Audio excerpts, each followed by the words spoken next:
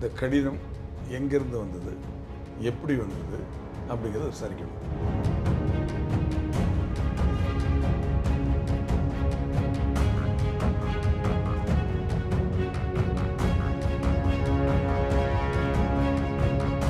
அது உண்மையாக இருக்கிற பட்சத்தில் அவங்க மேலே கடுமையான நடவடிக்கை எடுக்கணும். ஏன்னா இப்போ தான் அவர் துடிக்க துடிக்க வெட்டி கொல்லப்பட்டிருக்காரு. அந்த சமயத்தில் அவர் குடும்பத்தாருக்கும் மிரட்டல் வருது அப்படின்னா அதை லேசாக எடுத்துக்கக்கூடாது. காவல்துறை மேலேயும் அரசு மேலேயும் நீதிமன்றங்கள் மேலேயும் பயம் இருந்தால் நிச்சயமாக அதை செய்ய மாட்டாங்க. அரசியலில் என்ன பண்ணுறாங்க அப்படின்னா, காவல்துறைக்கு ஒரு இன்டைரக்டான அழுத்தம். என்ன அழுத்தம் அப்படின்னா, ரவுடிகளை கட்சியில் சேர்க்குறாங்க. அவங்க ஏன் சேர்றாங்கன்னா, தன்னை பாதுகாத்துக்கிறதுக்கு, தன்னை என்கவுண்டர் பண்ணாமல் இருக்கிறதுக்கு, தன்னை அரெஸ்ட் பண்ணாமல் இருக்கிறதுக்கு, தான் செய்த தவறுகளுக்கு தண்டனை வாங்கி கொடுக்காமல் இருக்கிறதுக்கு, தான் கூட இருக்க கூலிப்படையை காப்பாற்றுறதுக்கு அவங்க சேர்றாங்க. கொலை பண்ண ரவுடிக்கு ஜாமீன் கொடுக்குறாங்க. அவங்க வெளியே வந்துடுறாங்க. கேட்டால் சட்டத்தில் வெளியே இருக்கிறாங்க. அப்போ சட்டத்தை மாற்றணும்.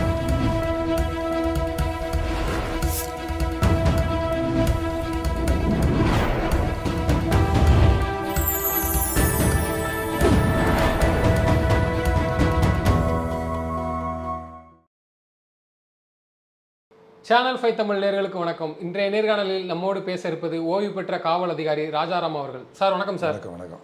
சார், சமீபத்தில் ஆம்ஸ்டாங் அவர்கள் படுகொலை செய்யப்பட்ட இந்த நிலையில் அவரது மனைவி பொற்கொடி ஆம்ஸ்டாங் அவர்களுக்கு நேற்று கொலை மிரட்டல் விடுத்ததாக ஒரு தகவல் அதற்கு அவங்களுக்கு பாதுகாப்பு அளிக்கிறதுக்கு காவல்துறை நியமிச்சிருக்கிறாங்க.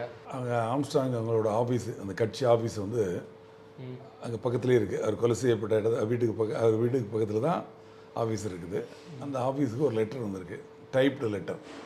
அதில் இது மாதிரி ஆம்ஸ்டாங்கு மனைவியையும் குழந்தையும் கொலை பண்ணிடுவோம் அப்படிங்கிற மாதிரி மிரட்டல் கடிதம் வந்திருக்கு. அதை அங்கே K1 செம்பியம் காவல் நிலையத்தில் அவங்க கொடுத்து புகார் கொடுத்துருக்காங்க. காவல்துறையிலேருந்து அவங்க வீட்டுக்கு பந்தோபஸ்து கொடுத்துருக்காங்க. அவங்க 2 பேருக்கும் பந்தோபஸ்து போட்டு அவங்க வீட்டுக்கு முன்னாடி காவலர்கள், ஆயுதம் ஏந்திய காவலர்கள் இருக்காங்க. இந்த இதில் என்னென்னா, இந்த கடிதம் எங்கேருந்து வந்தது, எப்படி வந்தது அப்படிங்கிறத விசாரிக்கணும். யார் அனுப்பிச்சது, இதுக்கு பின்னணி என்ன அப்படிங்கிறத விசாரிக்கணும். ஒன்று. ரெண்டாவது, அது உண்மையாக இருக்கிற பட்சத்தில் அவங்க மேலே கடுமையான நடவடிக்கை எடுக்கணும். ஏன்னா இப்போ தான் அவர் துடிக்க துடிக்க வெட்டி கொல்லப்பட்டிருக்காரு. அந்த சமயத்தில் அவர் குடும்பத்தாருக்கும் மிரட்டல் வருது அப்படின்னா அதை லேசாக எடுத்துக்கக்கூடாது. ஒன்று, அந்த கடிதத்தோட உண்மைத்தன்மை. ரெண்டாவது, யார் செஞ்சாங்க, அவங்க மேலே கடுமையான நடவடிக்கை. அது நிச்சயமாக காவல்துறை எடுப்பாங்க. முதல் நடவடிக்கை இப்போ பாதுகாப்பு கொடுத்துருக்காங்க. அப்புறம் இது மறைமுகமாக இதை விசாரித்து யாருங்கிறத பிடிச்சி அதுக்குள்ள நடவடிக்கை கட்டாயம் எடுக்கப்படும். சார், ஆம்ஸ்டாங் கொலைக்கு அப்புறமும் அதே மாதத்துக்குள்ளே அடுத்தடுத்து அரசியல் பிரமுகர்கள் வெட்டி படுகொலை செய்யப்பட்டிருக்கிறாங்க. குறிப்பாக பிஜேபி கட்சியாக இருக்கட்டும் போன்ற பல கட்சிகள் தொடர்ச்சியாக காங்கிரஸ் கட்சியில் சார்ந்த கன்னியாகுமரியில் இந்த படுகொலை எப்படி சார் பார்க்குறீங்க? ஏன்னா அந்த காவல்துறை மேலே இருக்க நம்பிக்கை குறைந்த மாதிரி தெரியுதா மக்கள் மத்தியில்? ஏன்னா அடுத்தடுத்து தொடர்ச்சியான படுகொலை. அதாவது அரசியல் தலைவர்கள் அடுத்தடுத்தால் படுகொலை செய்யப்படுறது கண்டிக்கப்படக்கூடிய விஷயங்கள் தான். அதில் மாற்று கருத்தே கிடையாது. இது காவல்துறை கடுமையான நடவடிக்கையை எடுத்திருந்தால் அந்த மாதிரி நடந்திருக்காது அப்படின்னு நீங்கள் கேட்குறீங்க. ஆனால் அதில் சில பிரச்சனைகள் இருக்குது. இப்போ அந்த கொலைகள் இறந்து போனவங்க அரசியல் கட்சி சேர்ந்தவங்களாக இருக்கலாம்.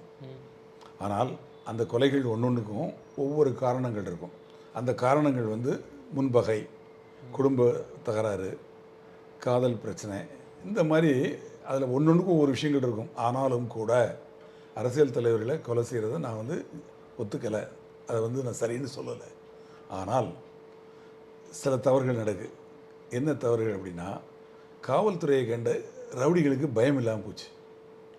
அதாவது தவறு செய்கிறவங்களுக்கு பட்ட பகலில் விட்டுறோமே, காவல்துறை நம்மளை சும்மா விட்டுருமா, நம்ம பேரில் கேஸ் போட்டு உள்ளே போட்டு தண்டனை வாங்கி கொடுத்துருவாங்களே, நம்ம போய் அட்டாக் பண்ண பிடிக்க வரவங்களை அட்டாக் பண்ணால் என்கவுண்டர் பண்ணிடுவாங்களே. காவல்துறை மேலேயும் அரசு மேலேயும் நீதிமன்றங்கள் மேலேயும் பயம் இருந்தால் நிச்சயமாக அதை செய்ய மாட்டாங்க. அது பயம் இல்லாத காரணம் என்ன சார்? அதை தான் சொல்ல வரேன். அதாவது சட்டத்தில் சில பிரச்சனைகள்.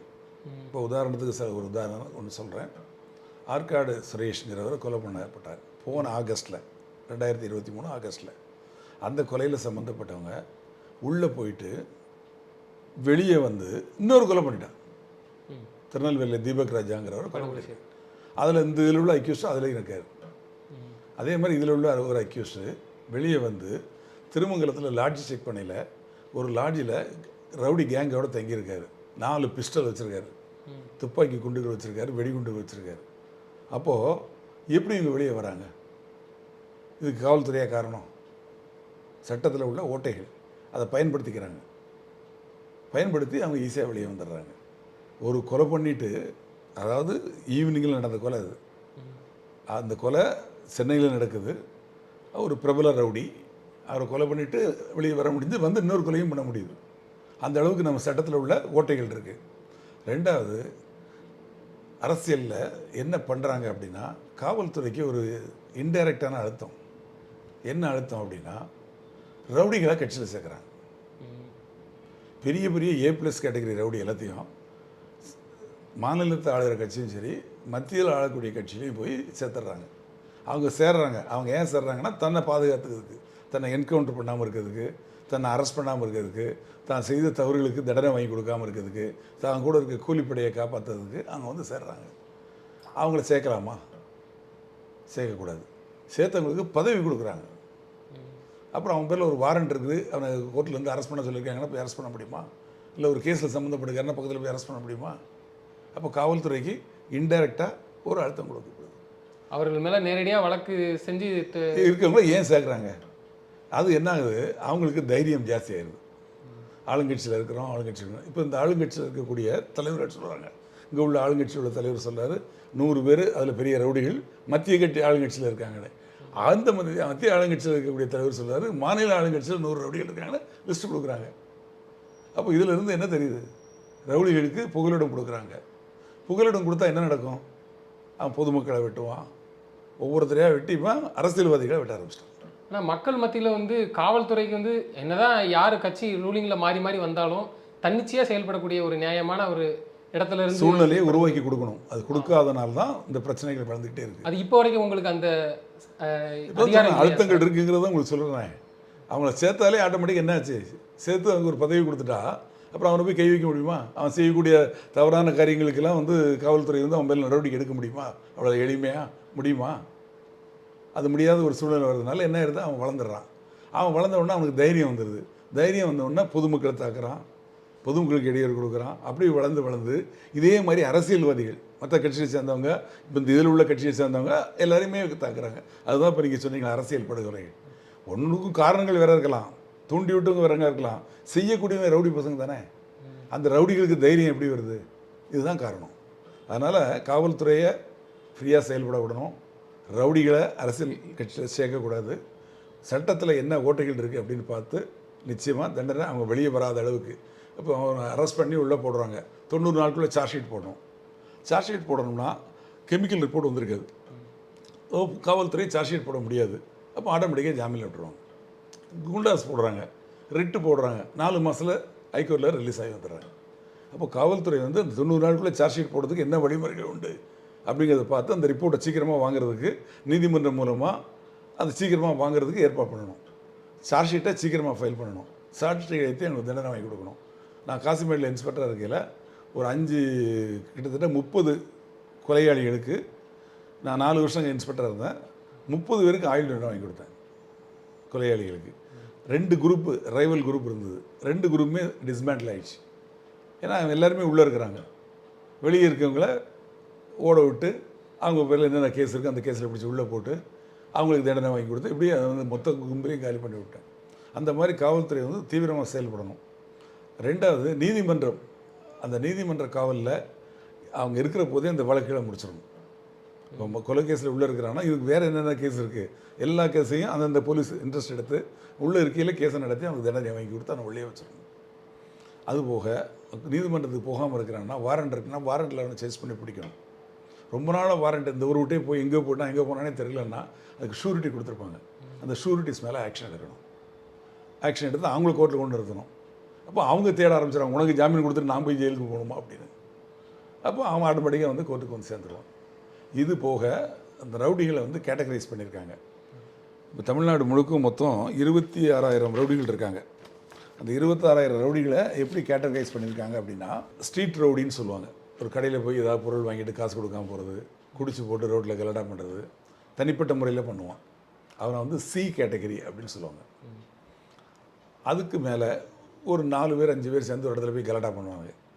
அந்த 4-5 பேர் இவன் கலடா பண்ணக்கூடியல மெம்பர் ஆஃப் த கேங். அதுக்கு தலைவன் இல்லை, மெம்பர். மெம்பர் அவன் பி கேட்டகரி. அதை லீட் பண்ணி கூட்டு போகிறான் பாருங்க, அவன் ஏ கேட்டகரி. இந்த இடத்துக்கே வரமாட்டான், எங்கேயோ இருந்து ரிமோட் கண்ட்ரோலில் ஆப்ரேட் பண்ணுவான். ஜெயிலில் இருப்பான், இல்லை திருநெல்வேலியில் இருப்பான். ஆனால் இங்கே சென்னையில் ஒரு கொலை நடக்கும், அவன் தான் தூண்டி விட்டுருப்பான், ஸ்கெட்ச் போட்டு கொடுத்துருப்பான். அவன் A+ கேட்டகரி. இந்த மாதிரி பிரிச்சிருக்காங்க. மொத்தம் 26,462 ரவுடிகளை வந்து இது மாதிரி கேட்டகரைஸ் பண்ணியிருக்காங்க தமிழ்நாட்டில். அதில் A+ கேட்டகரி சொன்னோம் இல்லையா, ஸ்பாட்டுக்கே வராமல் ரிமோட் கண்ட்ரோலில் போனவன், அவன் 421 பேர் இருக்காங்க. அதே மாதிரி ஏ கேட்டகரியில் 836 பேர், பி கேட்டகரியில் 6,398 பேர், சி கேட்டகரியில் 18,807 பேர். ஆக 26,462 பேரையும் கண்காணிக்கிறதுக்கு காவல்துறையில் ஒவ்வொரு ஆளாக நியமிக்கிறாங்க. ஒரு ரவுடிக்கு ஒரு அதாவது முதல்ல இந்த A+ கேட்டகரி, அடுத்தது ஏ கேட்டகரி. இவங்களை கண்காணித்தாலே இவங்க கண்ட்ரோல் தானே மற்றவங்க வராங்க. இவன் என்ன பண்ணுறான்னு பார்த்து இவனை அமுக்கிட்டாலே இவனுக்கு கீழே உள்ளவங்களாம் இவனுக்கு அடிமை தானே. அதனால் அதுக்கு தகுந்த மாதிரி இப்போ பண்ணிகிட்டு இருக்காங்க. அதே மாதிரி பழிதீர்க்கக்கூடிய கும்பல்கள், ரைவல் கேங்ஸ், அதில் யார் யார் ஊரில் இருக்கிறவன் பிரச்சனை பண்ண மாட்டான். எவன் தலைமுறைவாக இருக்கானோ அவன் தான் திட்டம் போட்டு இன்னொருத்தனை போடுறதுக்கு ரெடியாக இருப்பான். அந்த மாதிரி இருக்கிறவங்களாம் யார்? ஜெயிலில் வந்து இந்த ரைவல் கேங்ஸ்லாம் தனித்தனி கேங்காக இருக்கும், தனித்தனி இடத்துல வச்சுருப்பாங்க, பிளாக்னு சொல்லுவாங்க. ஒரு பிளாக்கில் வந்து 60லேருந்து 100 பேர் இருக்கலாம். அதுக்கு ஒரு காம்பவுண்ட் இருக்கும், அதுக்குள்ளே செல் இருக்கும், 2 பேர் 3 பேர் சிங்கிள், 10 பேர் 20 பேர் தங்குற மாதிரி ஒரு ஹால் மாதிரி இருக்கும். அதுக்கு ஒரு பிளாக்னு சொல்லுவாங்க. அதில் ஒரு காவலர் இருப்பார்.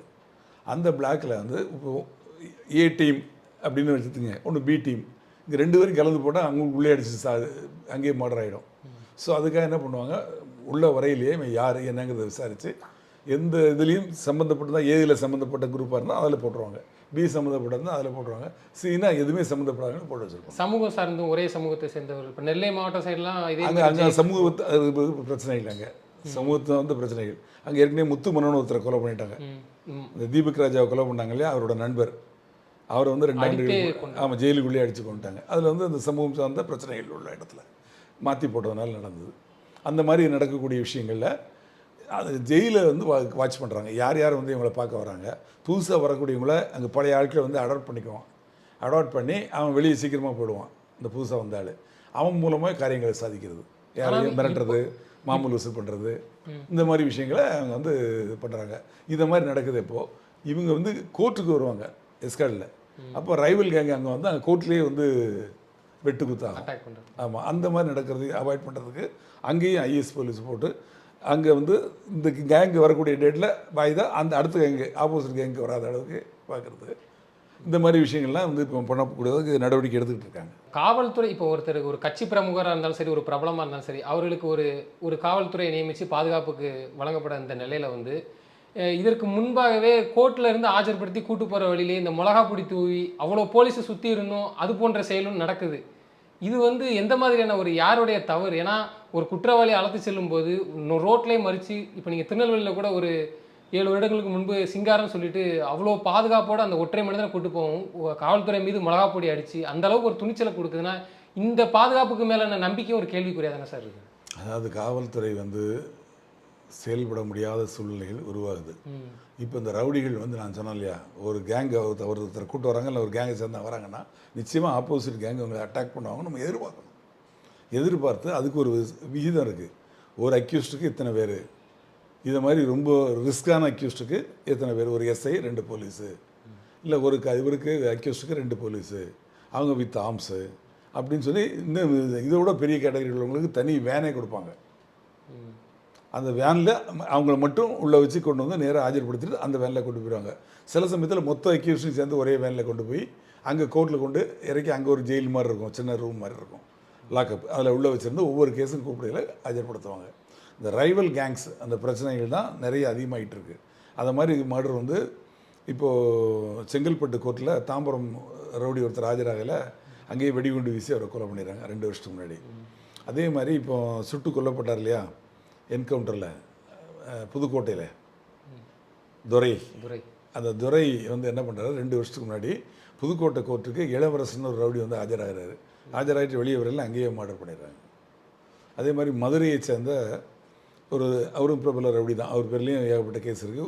7 பேரை பெட்ரோல் குண்டு வீசி கொண்ட வழக்கு 2012 13 நடந்தது. தேவர் குரு பூஜைக்கு போயிட்டு வரும், அது ஜாதி கலவரம், ஜாதி பிரச்சனையில். அப்புறம் இந்த ராமர் பாண்டியர் ஆமாம், அவர் வந்து அந்த கேஸை அங்கேருந்து மாற்றி கரூர் கொண்டு வந்துட்டாங்க. கரூர் நீதிமன்றம் ஆஜராகிட்டு வரையில் அவர் வெட்டி கொண்டுட்டாங்க. இப்போ ஒரு 4 மாதம் இந்த மாதிரி அட்டாக்குங்கிறது நிறைய நடந்துக்கிட்டு இருக்குது. அதை எதிர்பார்த்து தான் என்றைக்கு வாய்தா வருது, இன்றைக்கி யார் எந்த ரவுடிலாம் இன்றைக்கி வராங்க அந்த கோர்ட்டுக்கு ஆஜராகிறதுக்கு, ஜெயிலேருந்து வர்றது யார், வெளியேருந்து வர்றது யார். அப்போ ஆப்போசிட் பார்ட்டி இன்றைக்கி அந்த கேஸ் வராமல் தடுக்கிறது ஒன்று. ஒருவேளை அவங்க வந்து அட்டாக் பண்ணுறதுக்கும் வாய்ப்பு இருக்குது அப்படிங்கிற அந்த விஷயங்களும் இருக்குது. அது உளவுத்துறை எச்சரிக்கையா சார்? அதுக்கு தான் உளவுத்துறை, அதுக்கு தான் சொல்கிறேன். இப்போ அதுக்கு தான் உள்ளது தான் இப்போ எடுக்கிறாங்க. அதான் சொல்கிறாங்க, செயல்படுறதே இல்லை உளவுத்துறை. இல்லை, இப்போ லிஸ்ட் எடுத்து இப்போ பண்ணிகிட்டு இருக்காங்களே. இப்போ இந்த ஏ கேட்டகரி பி கேட்டகரிலாம் மாற்றிருக்காங்க இல்லையா. இந்த சமயத்தில் இந்த நடவடிக்கைகள்லாம் எடுக்க போகிறாங்க. இப்போ அதுக்குள்ள விஷயங்கள் பண்ணிக்கிட்டு இருக்காங்க. அது பண்ணி முடிஞ்சதுக்கப்புறம் அது தவிர்க்கப்படும். எதிர்க்கட்சி வந்து ஒரு குற்றச்சாட்டு வைக்கிறாங்க, காவல்துறை வந்து சுதந்திரமாக செயல்படலை இந்த அரசில். இது நீங்கள் அதிமுக ஆட்சி காலத்தில் இதே போல தான் இருந்துச்சா? ஏன்னா அரசுங்கிறது வந்து பொதுவானது தான், யார் ஆட்சிக்கு வந்தாலும். ஸோ உங்களுக்கான ஃப்ரீடம் என்பது மாறி இருக்குதா? இவங்க ஆட்சியிலையும் இப்படி இல்லை, அவங்க ஆட்சியில் இப்படி, எங்களுக்கு இவங்க ஆட்சியில் ஃப்ரீயாக செயல்பட விடுறாங்க, அரசியல் அழுத்தங்கள் இருக்குது அப்படிங்கிற மாதிரி. மாவு ஒன்று தான், பணியாரங்கள் தான் வேறு. அந்த மாவுங்கிறது காவல்துறை, அதே காவல்துறை தான், அதே 1,32,000 பேர் தான் இருக்காங்க. அதை வந்து வழிநடத்தக்கூடிய அரசு, அவங்க வந்து ஸ்ட்ரிக்டாக லா அண்ட் ஆர்டரை என்ஃபோர்ஸ் பண்ணணும்னு நினச்சாங்கன்னா தவறு செய்யறவங்க மேலே கடுமையான நடவடிக்கை எடுப்பாங்க. அதை வந்து சரியான முறையில் அவங்க காவல்துறையை பயன்படுத்தாமல், இல்லை காவல்துறையை வந்து அந்த அளவுக்கு செயல்பட விடாமல் இருந்தாங்கன்னா சட்டம் ஒழுங்கு பாதிக்கப்படும். இது எந்த ஆட்சியில் வந்தாலும் சரி தான். அதே மாதிரி இன்றைக்கி ஆளுங்கட்சியாக இருக்கிறவங்க அன்றைக்கி எதிர்கட்சியாக இருக்கையில் திட்டுவாங்க போலீஸை. அன்றைக்கி ஆளுங்கட்சியாக இருந்தவங்க இன்றைக்கி எதிர்கட்சியாக இருக்கையில் இவங்க திட்டுவாங்க. இது அரசியல். ஆனால் காவல்துறைங்கிறது ஒன்று தான். காவல்துறையை கையில் வச்சுருக்கக்கூடிய அந்த ஆட்சி, அந்த அரசு அவங்களுக்கு ஃபுல் ஃப்ரீடம் கொடுத்து சட்டம் ஒழுங்கு, சட்டத்தை மதிக்கக்கூடிய அதாவது தமிழ்நாட்டில் இருக்கக்கூடிய சட்டத்தை மதிக்கக்கூடிய பொதுமக்களுக்கு பாதுகாப்பு கொடுக்கணும். அவங்களுக்கு எந்த பிரச்சனையும் வரக்கூடாது, ரவுடிகளாலையும் சரி சமூக விரோதினாலையும் வரக்கூடாது. அப்படிங்கிற ஒரு சூழ்நிலையில் நடவடிக்கை எடுத்தால், காவல்துறையை ஃப்ரீயாக விட்டால் நிச்சயமாக நடவடிக்கை எடுப்பாங்க, பிரச்சனைகள் வராது. 200 நாளில் 590 கொலை சார், அது ஒரு பெரும் குற்றச்சாட்டாக வைக்கிறாங்க. இது தொடர்ந்து நடந்துகிட்டே தான் இருக்குது. அதாவது கொலைகள் வந்து இப்போ நடந்திருக்குது. போன வருஷம் அதுக்கு முந்தின வருஷம் கம்பேர் பண்ணி பார்த்தீங்கன்னா கிட்ட மோரல்லஸ் கொஞ்சம் அப்படி தான் இருக்கும். ஒன்றும் பெருசாக இருக்காது, கொஞ்சம் கூடி இருக்கலாம், இல்லை குறைஞ்சிருக்கலாம். ஆனால் இப்போ வந்து இந்த கொலைகள்லாம் அதிக அளவுக்கு தெரியறதுக்கு காரணம் சோஷியல் மீடியா. இப்போ இந்த சிசிடிவி அப்படிங்கிறது எல்லா இடத்துலையும் வச்சுட்டாங்க. இப்போ எந்த கொலை நடந்தாலும், ஒரு சம்பவம் நடந்தாலும், ஒரு ஆக்சிடென்ட் நடந்தாலும் உடனே சமூக வலைதளங்கள் அப்படியே வந்து வைரல் ஆயிடுது. அப்போ அந்த விஷயம் வந்து எல்லாருக்கும் தெரியப்படுத்தப்படுது. அப்போ அதோட கொடூரத்தன்மை வந்து எல்லாருக்கும் புரிய வைக்கப்படுது. அப்போ அது பெரிய லெவலில் மக்கள் வந்து திரும்ப திரும்ப பார்த்து அவங்களுக்கு வந்து மனசுக்குள்ளே ஒரு சட்டம் ஒழுங்கு பிரச்சனை கெட்டு போச்சு, இந்த மாதிரி துடிக்க விட்டாங்க. இப்போ ஆம்ஸ்ட்ராங் கொலையை திருப்பி காட்டுறாங்க. அது பார்க்குறப்போ என்ன எல்லாருக்குமே வந்து அது ஒரு மனசில் வந்து ஒரு பாதிப்பு ஏற்படுது இல்லையா. அதே மாதிரி இதுக்கு முன்னாடி அந்த மாதிரி கொலைகள் நடந்தது. அதுக்காக வந்து தலைவர்கள் கொலைகளாக நடக்கலைன்னு சொல்லலை, நடந்திருக்கு. ஆனால் இதை நியாயப்படுத்திலாம் நான் பேசலை. அது தவறு தான். இது கொடூரமான கொலைகள். இப்போ நீங்கள் சொன்ன அரசியல் தலைவர்கள் மற்ற இந்த 200 நாளில் 500 கொலைகள்னு சொன்னீங்க இல்லையா, அதெல்லாம் வந்து தடுக்கப்பட வேண்டிய விஷயந்தான். ஏன் ஒவ்வொரு விஷயமும் தடுக்கப்படலை அப்படிங்கிறத பார்க்கணும். காவல்துறையில் ஸ்ட்ரென்த்து கிடையாது இப்போ வரைக்கும். ஆமாம், இப்போ வரைக்கும் பாருங்கள், 8 கோடி பேருக்கு 1,32,000 காவல்துறை பணியிடங்கள் இருக்குது. 10,000 பணியிடங்கள் ஆள் கிடையாது. 13,000 காவலர்கள் வந்து டிஎஸ்பி பட்டாலியன்னு சொல்லிட்டு சும்மா வந்திருக்காங்க. இப்போ 770 பேருக்கு ஒரு காவலர் அப்படிங்கிற சூழ்நிலை இருக்குது. ராஜீவ்காந்தி படுகொலையானதுக்கப்புறம் 1991 காவல்துறைக்கு விஐபி பந்தோபஸ்து அப்படிங்கிறது ஒரு முக்கியமான பணியாக போச்சு. ஆக வந்து ரோட்டில் தான் நிற்கிறாங்க காவல்துறை. அப்படி பார்க்கையில் காவல்துறையோட ஆரம்பத்தில் என்ன அதோட நோக்கம்னா குற்றம் நடவாமல் தடுக்குது, நடந்த குற்றத்தை கண்டுபிடிக்கிறதும். நடக்காமல் தடுக்கணும்னா பீட்டு போகணும். பீட்டு போகிறதுக்கு போலீஸ் இல்லை. அது ஒரு குற்றச்சாட்டாகவும் எதிர்கட்சிகள் சொல்கிறாங்க. ஆமாம், உண்மைதான். அரசியல் தலைவருக்கு பந்தோபஸ்துக்கு அவ்வளோ காவல்துறை போய் நிற்கிறாங்க. உண்மைதான் நான் சொல்கிறேன், உண்மைதான். அதனால் அவங்களால மற்ற பணிகளை பார்க்க முடியல. அப்படி இருக்கையில் அவங்க பேரில் அழுத்தம் ஜாஸ்தியாகிடுது. இவங்க வந்து குற்றத்தடுப்பு நடவடிக்கையிலையும் போயிட்டு விஐபி பந்தோபஸ்துக்கும் போகல, 2 டியூட்டி ஆகிடுது. அப்போ அவங்களுக்கு ப்ரெஷர் ஜாஸ்தியாகுது. நிறைய பேர் சூசைட் பண்ணிக்கிட்டாங்க பாருங்கள். அது மாதிரி பிரச்சனைகள் இருக்குது. காரணம் என்னென்னா ஷார்ட் ஆஃப் ஸ்ட்ரென்த்து. இதெல்லாம் அரசாங்கம் தான் சரி பண்ணணும். காவல்துறையில் உள்ள கஷ்டங்களை அவங்க எடுத்து சொல்கிறதுக்கு அவங்களுக்கு சங்கம் கிடையாது. மற்ற எல்லாருக்கும் யூனியன் இருக்குது. எல்லா அரசு ஊழியர்களுக்கும் யூனியன் இருக்குது. காவல்துறைக்கும் யூனியன் இருக்குது. கேரளாவிலாம் யூனியன் இருக்குது. ஆனால் தமிழ்நாடு காவல்துறையில் கொடுக்கப்படலை. இந்த என்கவுண்டர் அதை வந்து கடுமையாக வந்து இந்த கொலைக்கு முன்னக்கூட்டிலாம் வந்து ஒரு குற்றவாளி என்னதான் இருந்தாலும் மனித உரிமை மீறல் என்கவுண்டர் செய்யப்படுதாங்க, அதெல்லாம் தப்பு, என்னதான் சட்டம் முன்னாடி தான் நிப்பாட்டுன்னு சொல்கிறாங்க. ஆனால் ஆம்ஸ்ட்ராங் கொலை வழக்குக்கு அப்புறம் வந்து என்கவுண்டர் போட்டாலும் தப்பு இல்லைன்னு சொல்கிறாங்க. யார் சொல்கிறா? நீங்களும் தான் சொல்லிக்க வேண்டியதான். இல்லை, அதாவது அந்த அளவுக்கு பாதிக்கப்பட்ட அதாவது என்கவுண்டர் அப்படிங்கிறது எனக்கு அதில் உடன்பாடு கிடையாது. என்கவுண்டருங்கிறது வந்து எதிர்பார்த்து நடக்கிறது இல்லை, திட்டம் போட்டு செய்கிறது இல்லை. காவல்துறையோட வேலை என்னென்னா தவறு செய்கிறவங்கள போய் அரெஸ்ட் பண்ண வேண்டியது. அரெஸ்ட் பண்ண போகையில் அந்த குற்றவாளி, அந்த கொடும் செயல் புரியக்கூடிய ரவுடி காவல்துறையை அட்டாக் பண்ணுறான், கொலை வெறியோடு தாக்குறான். இவங்க தங்களை பாதுகாத்துக்கிறதுக்காக அவங்களை திருப்பி தாக்குறாங்க. அதில் அவன் இறந்து போகிறான். இப்போ அவன் தாக்காமல் இருந்தால் இவங்க அவனை சுட போகிறதில்ல. அவன் கொலை வெறி தாக்கோட தாக்குறனால இவங்க திருப்பி தாக்குறாங்க, அதனால் இறந்து போகிறான். அப்படி இறந்து போனாலும் அதுக்கு நிறைய வழிமுறைகள் இருக்குது. அதாவது அவ்வளோ லேஸில் வந்து அதை வந்து ஜஸ்டிஃபை பண்ணிட மாட்டாங்க. அதை வந்து எஃப்ஐஆர் போட்டு அந்த எஃப்ஐஆர் வந்து ஒரு நீதிபதி அவங்க தான் வந்து அந்த சம்பவ இடத்தை பார்த்து அவங்க அந்த பணத்தை வச்சு இறந்து போனவரோட பிரேதத்தை வச்சு பிரேத விசாரணை நடத்தி பிரேத பரிசோதனைக்கு 2-3 டாக்டர்களை வச்சு பண்ண சொல்லி அதை வீடியோகிராஃப் பண்ணி மனித உரிமை கழகத்துக்கு இந்த எஃப்ஐஆரையும் இந்த வீடியோவையும் அனுப்பிச்சி விட்டுட்டு இவங்க விசாரித்து கம்ப்ளீட்டாக விசாரித்து 2 மாதத்துக்குள்ள ஒரு அறிக்கை அரசாங்கத்தை கொடுக்கணும். காவல்துறையில் இந்த காவல்துறையில் எந்த சுட்டாங்களோ அவங்க இல்லை, அது இல்லாமல் சிபிசிஐடியோ யாரையோ வச்சு ஒரு என்கொயரி பண்ணி அவங்களும் ஒரு ரிப்போர்ட் கொடுப்பாங்க. இந்த 2 ரிப்போர்ட்டும் கவர்மெண்ட்டுக்கு உள்துறைக்கு போனதுக்கப்புறம் அவங்க வந்து ஜஸ்டிஃபைடு அன்ஜஸ்டிஃபைடுன்னு அந்த ஒரு ஜீவோ போடுவாங்க. ஜஸ்டிஃபைடுனா அந்த பிரச்சனை அதோட முடிஞ்சுது. அன்ஜஸ்டிஃபைடுனா அதில் ஏற்பட்ட அந்த காவலர்கள் மேலே கொலை வழக்கு பதிவு செய்யப்பட்டு அவங்க கூண்டில் ஏற்றப்பட்டு அவங்க பேரில் வழக்கு நடக்கும், தண்டனையும் கிடைக்கலாம்.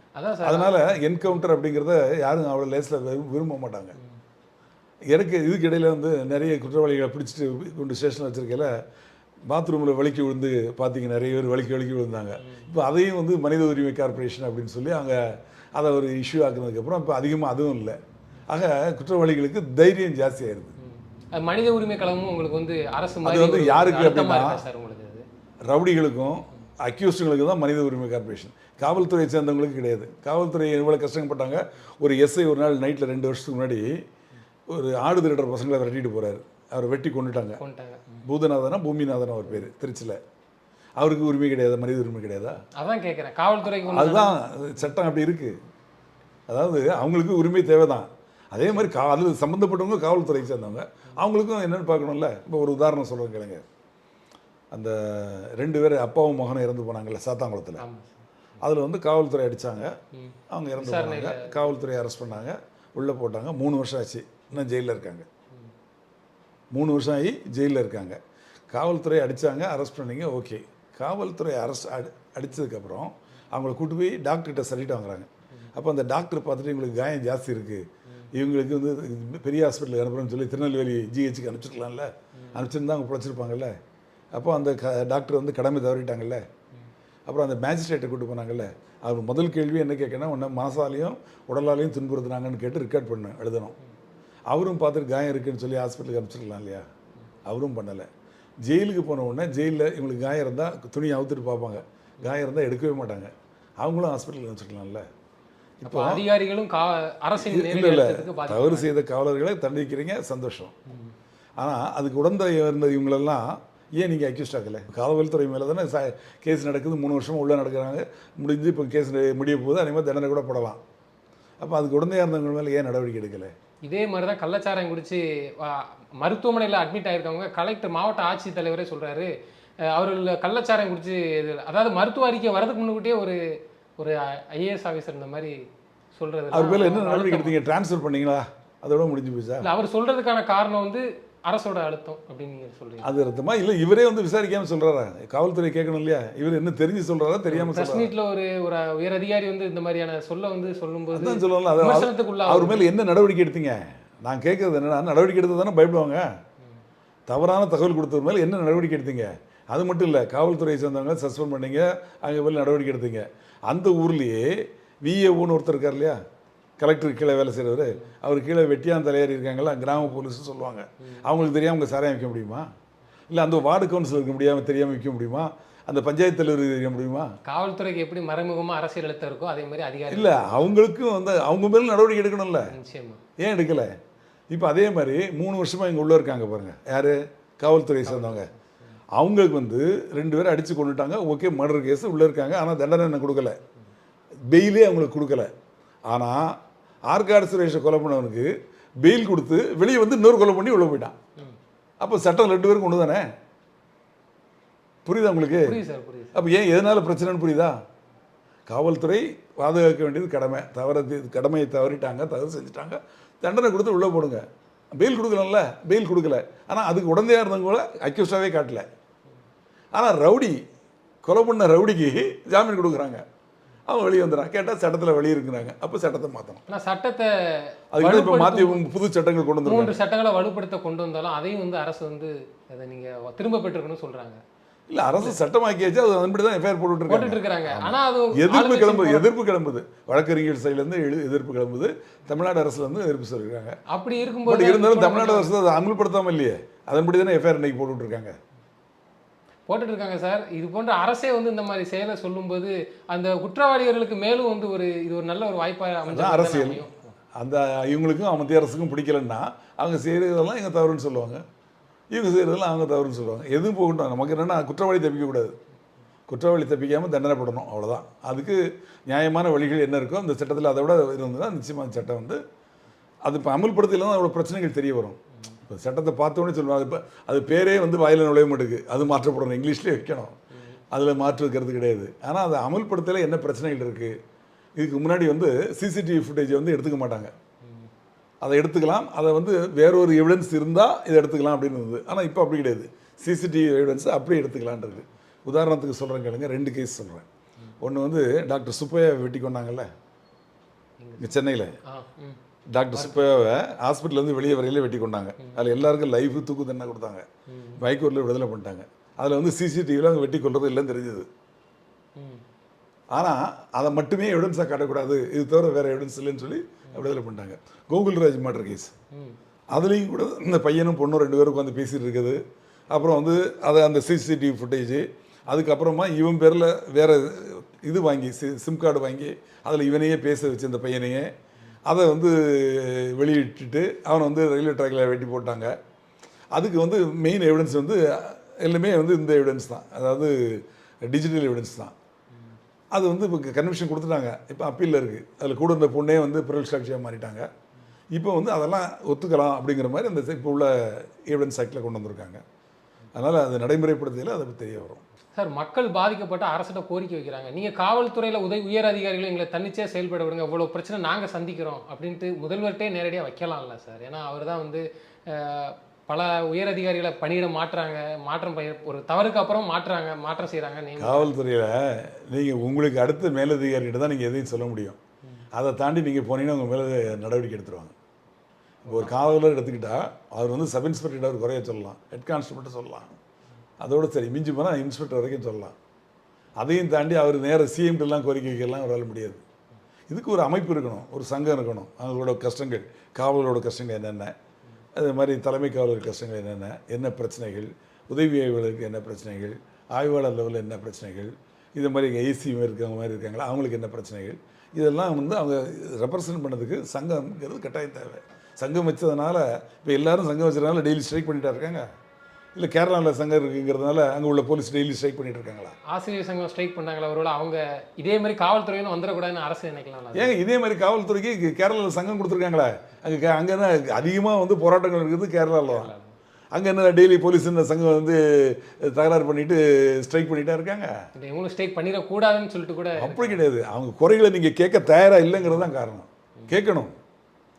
அவங்க வந்து 24 மணி நேரம் வேலை செய்கிறாங்க, அவங்களுக்கும் சில பிரச்சனைகள் இருக்கும். அந்த பிரச்சனைகள் என்னன்னு கேட்டதுன்னா அவங்களுக்கும் சில அழுத்தங்கள் இருக்கும். அந்த அழுத்தங்கள் தாங்காமல் தான் அவங்க தன்னை காப்பாற்றிக்க முடியாமல் அவங்களே சூசைட் பண்ணிக்கிறாங்க. ஒரு நாளைக்கு 1 டியூட்டி வாங்கலாம், 3 டியூட்டி வாங்கினா அவங்களால எப்படி செய்ய முடியும்? அவங்க குடும்பத்தையும் அவங்க பார்க்கணும். அந்த பிரச்சனைகளும் இருக்குது இல்லையா? அவங்களுக்கு வந்து அதாவது மைண்டு வந்து ரிலாக்ஸ்டாக இருக்கணும். 8 மணி நேரம் வேலை பார்த்தோமா அதுக்கப்புறம் அதை மறந்துடணும். எப்போதுமே அதே நினச்சி அதே அழுத்தங்கள் இருந்ததுன்னா அவங்களால இது பண்ண முடியாது. அவங்களுக்கு சைக்காலஜிக்கலாக அது வந்து நிச்சயமாக ரிலீஃப் தேவை. தொடர்ந்து எங்களோட பல்வேறு கருத்துக்களை பகிர்ந்தமைக்கு நன்றி சார். நன்றி, வணக்கம். இந்த சேனல் 5 தமிழில் சப்ஸ்கிரைப் பண்ணுங்கள், லைக் பண்ணுங்கள், ஷேர் பண்ணுங்கள். ரொம்ப நல்ல சேனல், மக்களுக்கான ஒரு சேனல். நீ கட்டாயமாக பகிருங்க. நன்றி.